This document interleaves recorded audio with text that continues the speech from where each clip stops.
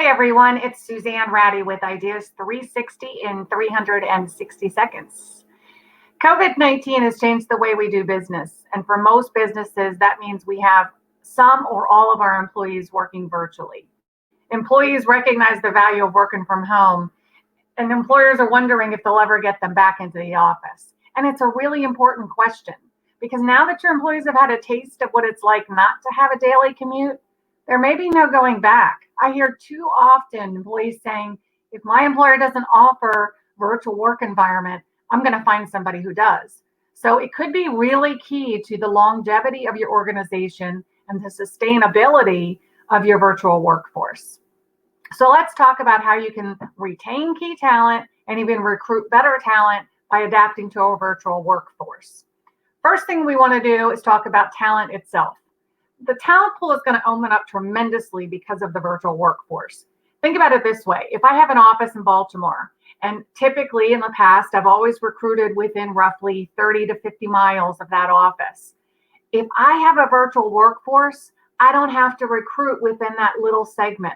I can recruit nationally or even internationally, which means the talent pool is much bigger. I can potentially upgrade my talent, and it's a win-win for the organization. So how do you upgrade your talent pool in a virtual work environment? The first thing you got to do is focus on your screening and interview process. You want to be really diligent about this. First of all, ask yourself, how can I change my hiring and screening processes to distill the right talent? And that's going to start with our second item here, which is accountability. You've got to set clear goals and objectives. So most of us have worked in the environment of you work 8 hours a day, this is what your overall goals are, et cetera, et cetera. But today we need to break those down. We need to set a focus and accountability on daily or weekly tasks. We need our virtual employees to understand what it is we need them to accomplish today or this week.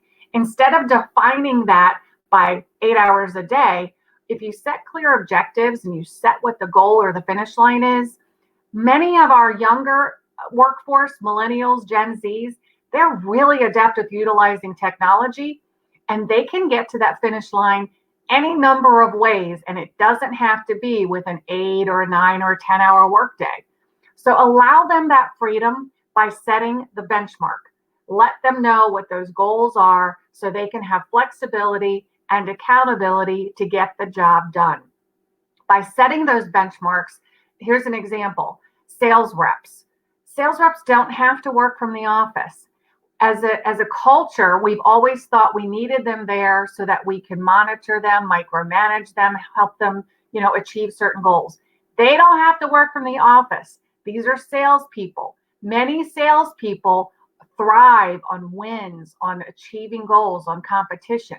So set the clear goals. For a sales rep, that may be something as simple as setting activity levels. I want you to make a certain number of calls today. I want you to respond to a certain number of emails or send out a certain number of emails. Or I need you to hit this quota by the end of the week. Those clear objectives will allow your virtual workforce to figure out the best path to get there. It's also going to mean that you're going to have to distill and have those benchmarks measurable so that you can easily determine who's succeeding in a virtual work environment and who's struggling in a virtual work environment. The other thing is, third thing that we want to talk about is huddling up. When we have a virtual workforce, unlike our in-person or in-office workforce, we have to really set a proactive approach to creating our culture.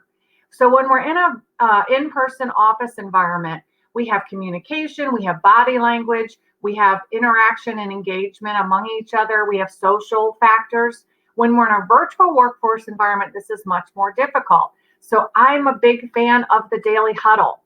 Daily huddles mean at 8 o'clock or 8:30 or whatever time it is, I want you on the huddle. I want you to tell me what your goals are for the day. I want to make sure that your goals for the day and mine are aligned, and then let them go get there. So daily huddles in the morning are great. Zoom, any of those online platforms, WebEx, those are particularly key because if I am just communicating via email or messenger or even via phone, lots of things can be lost when you're not looking at my face. when we're not interacting. So utilize the daily Zoom or the daily huddle call to help continue to create the culture that you seek. The other thing is you could set an end of day huddle. End of day huddles might help eliminate a lot of communication back and forth. So they might look something like this. I get my sales team and my operations team on an end of day huddle to talk about what sales were made today, what follow-ups needed, what items are needed for delivery or deliverables. So daily huddle calls, you could set them daily in the morning, daily in the evening, or both, and you want to continue to drive the culture that you're seeking. Remember, guys, if you're not adapting to a virtual work environment, it's likely that your competition will, and it's going to become the new way to steal talent. So adapting to a virtual workforce is key. If you need help, you know where to go. Ideas 360 in 60 seconds. We'd love to help you with your virtual workforce. Have a good day.